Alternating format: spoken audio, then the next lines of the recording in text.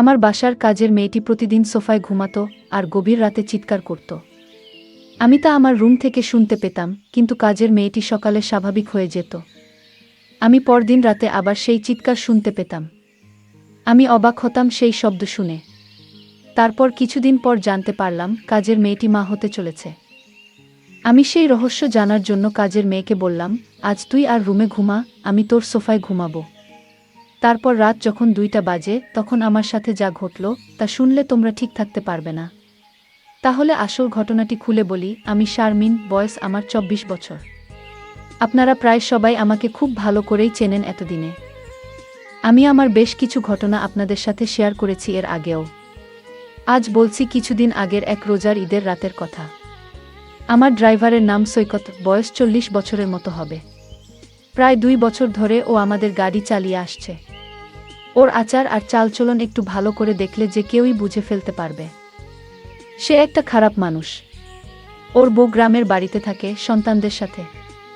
সারা বছর ও ঢাকাতেই থাকে, আর শুধু পূজার সময় ছুটি নিয়ে বাড়িতে যায় কয়েক দিনের জন্য। যে একটা চরিত্রহীন তা আমিও আসার পর প্রথম দিন গাড়িতে চড়েই টের পেয়ে গিয়েছিলাম।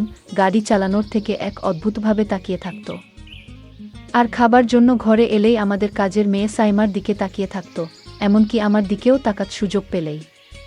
প্রথম দিকে একটু কেমন কেমন লাগলেও আস্তে আস্তে ব্যাপারটার সাথে মানিয়ে নিয়েছিলাম। এটা পুরুষদের জন্য স্বাভাবিক মনে করেই এভাবে প্রায় বছর খানিক চলে গেল। থাকার জায়গা না থাকায় ও আমাদের গ্যারেজের সাথে থাকা ছোট একটা রুমে থাকত। এতে কাজেরও সুবিধা হতো, ওকে দিয়ে ঘরের অনেক ছোটখাট কাজও করিয়ে নেওয়া যেত। আমি আর সাইমা প্রায় প্রতি রাতেই একসাথে টিভি দেখতাম, যখন আমার স্বামী দেশের বাইরে থাকত। রাত একটু গভীর হয়ে গেলে আমি আমার খাটে এসে ঘুমিয়ে পড়তাম, আর সাইমা একা একা আরেকটু সময় টিভি দেখে সোফাতেই ঘুমিয়ে পড়ত, ওর ঘরে যেত না। এভাবে একদিন রাতের বেলা আমি টিভি ছেড়ে উঠে এসে আমার খাটে ঘুমিয়েছিলাম, আর সাইমা সোফাতে ঘুমিয়েছিল। রাত প্রায় 2টার দিকে কি যেন একটা শব্দে আমার ঘুম ভেঙে গেল। ঘুম ভাঙার পর আমি আর শব্দটা পেলাম না। আমি আবার ঘুমিয়ে পড়তে যাব, এমন সময় মনে হলো ফ্রিজ থেকে একটু ঠান্ডা পানি খেয়ে নিই। খাওয়ার জন্য আমি খাট ছেড়ে ডাইনিং রুমের দিকে গেলাম। যাবার সময় ড্রয়িং রুমে টিভির হালকা আলোতে নড়াচড়া দেখতে পেলাম। আমি কোনো আওয়াজ না করে দাঁড়িয়ে গেলাম কি হচ্ছে তা দেখার জন্য। যা দেখলাম তাতে আমার মুখ যেন হা হয়ে মাটিতে পড়ার দশা হলো।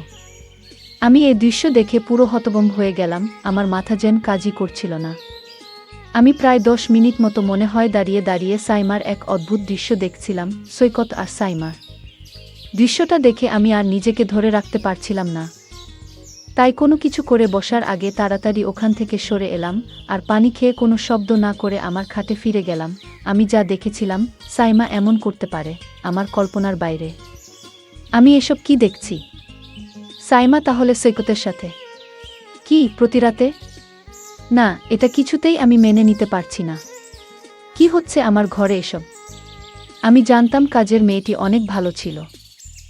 আজ তার দৃশ্য দেখে আমি নিজের চোখকে বিশ্বাস করতে পারছি না।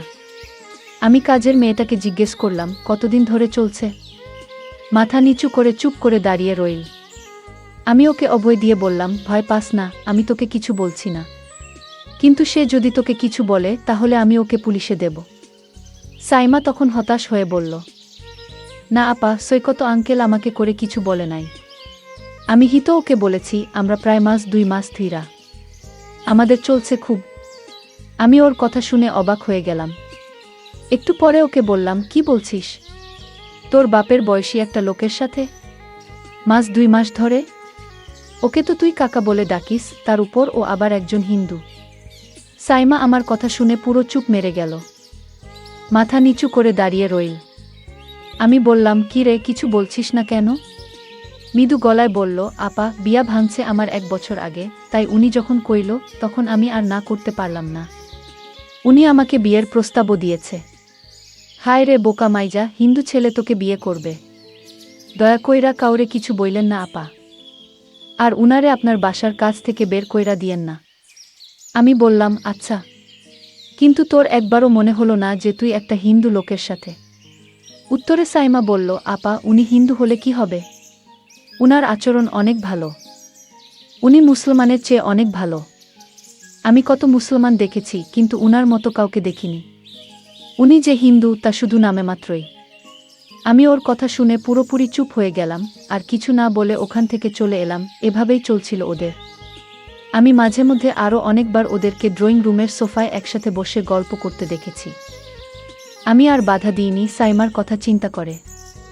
এখন আসি মূল ঘটনায়। সেদিন রাতে আমি আর সাইমা অন্যান্য রাতের মতো ড্রয়িং রুমে বসে টিভি দেখছিলাম। রাত প্রায় 12টা বাজে। তখন সাইমা আমাকে জিজ্ঞেস করল আমি ঘুমাতে যাব কিনা। আমি না বললে ও বলল সারা দিন বাড়ির কাজের চাপে সে খুব ক্লান্ত, ও রুমে গিয়ে ঘুমাবে। এই বলে ও চলে গেল ঘুমাতে। আমি সোফায় শুয়ে টিভি দেখতে লাগলাম। প্রায় আধা ঘন্টা টিভি দেখার পর আমারও খুব ঘুম আসতে লাগলো। কিন্তু আমি টিভি ছেড়ে বেডরুমে গেলাম না। টিভি দেখতে দেখতে আমি সোফাতেই শুয়ে ঘুম ঘুম চোখে অনুষ্ঠান দেখছিলাম। কিছুক্ষণের মধ্যেই আমি ঘুমিয়ে গেলাম। রাত হয়তো তখন 2টা হবে। হঠাৎ একটা শব্দে আমার ঘুম ভেঙে গেল। ঘুম ভাঙার পর কয়েক মুহূর্ত সময় লাগলো পুরোপুরি সম্বিত ফিরে পেতে। তারপর বুঝতে পারলাম কি ঘটতে যাচ্ছে। আমি ঘুমের ভান ধরে শুয়ে রইলাম। ভাবলাম দেখি কি হয়। যখন আমার সোফায় সাইমা ভেবে কেউ আসলো। এরপর লোকটা বলে উঠল, কি রে সাইমা, এমন করিস না আজকে। কি হলো? আমার সাথে কোনো কথা বলছিস না যে? তুই কি আমার উপর রাগ করেছিস? আমি গলার আওয়াজ শুনে বুঝতে পারলাম লোকটা আর কেউ নয়, আমাদের ড্রাইভার সৈকত। আমাকে ভুলে সাইমা ভেবে এখানে চলে এসেছে। সৈকত বলল, কি রে সাইমা, আজ তোর কি হয়েছে? কোনো কথা বলছিস না কেন? কি রে? চিল্লায় ম্যাডামরে জাগায় ফেলবি নাকি? আমি বুঝতে পারলাম ওকে কিছু না বললে ও এখান থেকে যাবে না। আমি কথা না বলে ওর আসল রহস্যটা জানতে চাইছিলাম। কিছুক্ষণ পর সে বলল, কি রে, আজকে কি হয়েছে তোর, এরকম করছিস কেন? আমি উত্তরে বললাম, সৈকত, আমি সাইমা না, তোমার ম্যাডাম। সাইমা ওর ঘরে ঘুমাচ্ছে। বুঝলাম। আমার কথা শুনে ও হতভম্ব হয়ে গেছে। সরি ম্যাডাম, আমার ভুল হয়ে গেছে। সব সময় তো এখানে সাইমাই ঘুমায়, না দেখে ভুল করে আমি এখানে চলে আসছি। দয়া করে স্যারকে বললেন না ম্যাডাম, আমার চাকরিটা চলে যাবে। আমিও আর কিছু বলার মতো পেলাম না। বুঝলাম ও ইচ্ছাকৃত কিছু করেনি, কারণ সাইমা এই সোফাতেই ঘুমায়, আর আমার এখানে থাকার কথা না। তাই আর কিছু না পেয়ে বললাম, আচ্ছা ঠিক আছে, আমি তোমার স্যারকে কিছু বলবো না। গিয়েও বলল, ম্যাডাম, আপনি আমারে বাঁচাইলেন। কি বইলা যে আপনাকে ধন্যবাদ দিমু বুঝতেছি না। আমি উত্তরে বললাম, ধন্যবাদ দিতে হবে না, এটা একটা ভুলের কারণে হয়েছে। কিন্তু এখন বল, আমি এখানেই থাকবো নাকি আমাকে উঠে যেতে হবে? ও একটু ভয় পেল আমার কথা শুনে, বলল, সরি ম্যাডাম, ভুল হয়ে গেছে। এই তো আমি উঠেই যাচ্ছি। আমি বললাম, ঠিক আছে, তুমি তো যাবে, তার আগে আমার একটা কথা শুনে যাও। তুমি আজ যা করলে, আমি তো তোমাকে এ বাড়ি থেকে বের করে দিতে পারি। কারণ এভাবে লুকিয়ে লুকিয়ে যা করছো, তা কিন্তু মোটেও ঠিক নয়। আমি তোমাকে কিছু শর্ত দেব। যদি শর্ত মেনে নিতে পারো তাহলে তোমার চাকরি থাকবে। ও বলল, ঠিক আছে ম্যাডাম, আপনার কথা আমি অক্ষরে অক্ষরে পালন করব। আপনি যা আদেশ করবেন তাই করব। আমার চাকরিটা খুব দরকার ম্যাডাম। আমি বললাম, তাহলে চলো এখান থেকে তোমার রুমে যাই। তারপর বলছি আমার শর্তগুলো। চলো তোমার রুমেই যাওয়া যাক। আমরা আস্তে গ্যারেজের দিকে এগোতে লাগলাম। কিছুক্ষণ পর আমি আর সৈকত গ্যারেজের পাশে ওর রুমে পৌঁছলাম। আমি আগে কখনো ওর রুমে ঢুকিনি। রুমটা খুব বড় নয়। এক কোণায় একটা সিঙ্গেল খাট রুমের বেশিরভাগ জায়গা দখল করে রেখেছে।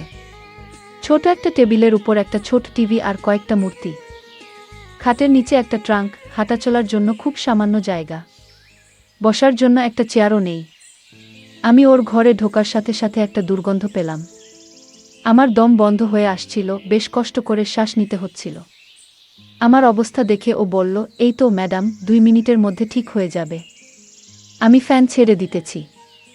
এই বলে ও ফ্যান ছাড়ল। মিনিট 2-1 পর আমি মোটামুটি ঠিক হয়ে গেলাম। সবকিছু স্বাভাবিক হবার পর আমি বললাম, আচ্ছা তাহলে আর দেরি না করে তোমার শর্তগুলো শুনে নিই। বলো কি করতে হবে, নয়তো আমার যেতে অনেক দেরি হয়ে যাবে। ওর কথা শুনে হেসে বললাম, আমি আজ তোমাকে যা বলবো তোমার কিন্তু তাই করতে হবে। আমি বললাম, ঠিক আছে ম্যাডাম, আপনি বলুন। আমি তখন সৈকতকে বললাম, তুমি সাইমার সাথে যা করেছিলে আমিও তা করতে চাই। ম্যাডামের এমন কথা শুনে আমার গলা শুকিয়ে গেল। আমি বললাম, ম্যাডাম, আমি 1 গ্লাস ঠান্ডা পানি খেয়ে তারপর বলছি। তখন এক গ্লাস ঠান্ডা পানি খেয়ে বলল, ম্যাডাম, আপনি বলেছেন তা কোনোদিন সম্ভব না।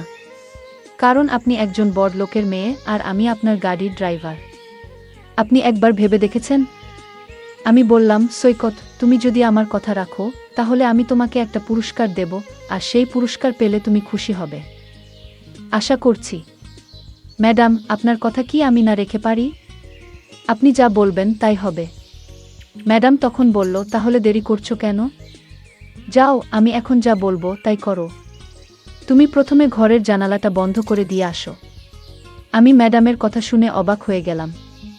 বললাম, ম্যাডাম, ঘরের জানালা খোলা রেখে কি বলা যায় না? ম্যাডাম তখন রাগ দেখিয়ে বলল, আমি যা বলছি তাই করো, অতিরিক্ত কথা বলবে না। আমি বাধ্য হয়ে জানালা বন্ধ করলাম। তারপর বললাম, এখন কি করতে হবে ম্যাডাম বলুন? ম্যাডাম বলল, যাও, এবার দরজাটা বন্ধ করো। আমি বললাম, ম্যাডাম কি বলছেন? বললাম, একদম চুপ। তুমি আমায় কথা দিয়েছ আমি যা বলবো তাই পালন করবে। এখন অত কথা বলছো কেন? আমি বললাম, ঠিক আছে ম্যাডাম, আপনি রাগ করবেন না, আমি বন্ধ করছি। আমি তখন হেসে হেসে বললাম, সৈকত, আমি জানি তুমি একজন ভালো মানুষ। আর তাই আমি তোমাকে একটা কথা বলবো, সেটা হলো, আমি চাই তুমি হিন্দু থেকে মুসলমান হয়ে যাও। যদি তুমি হিন্দু থেকে মুসলমান হও তাহলে তোমার সাইমাকে আমি তোমার সাথে বিয়ে দেব। আর সাইমা যেহেতু মুসলমান, তার বাবা এটা মেনে নেবেন না। আমি ম্যাডামকে বললাম, কিন্তু? বললাম, কোনো কিন্তু নয়। তুমি আমায় আগেই কথা দিয়েছ আমার কথা রাখবে। আর তাছাড়া সাইমা মা হতে চলেছে, সুতরাং তোমার এখন তাকে বিয়ে করতে হবে। তোমার ঘরে আমি আসার কারণ হচ্ছে, আমি তোমাকে পরীক্ষা করছিলাম তুমি ভালো না খারাপ। আসলে তুমি একজন ভালো মানুষ। তুমি আমার পরীক্ষায় পাশ করেছ, সাইমা যা বলেছে সেটা সত্যিই বলেছে। আসলে তোমার মতো মানুষ খুব কম পাওয়া যায়। আমি সাইমার সাথে তোমার বিয়ে দেওয়ার জন্যই তোমাকে এখানে নিয়ে এসেছি। সৈকত বলল, ম্যাডাম, আপনার যা ভালো মনে হয় তাই করুন। বন্ধুরা, আজকের গল্পটি তোমাদের কেমন লাগলো তা অবশ্যই কমেন্ট করে জানাতে ভুলবে না। আর প্রতিদিন এরকম নতুন নতুন গল্প পেতে আমার চ্যানেলটিকে সাবস্ক্রাইব করে পাশে থাকবেন। ধন্যবাদ।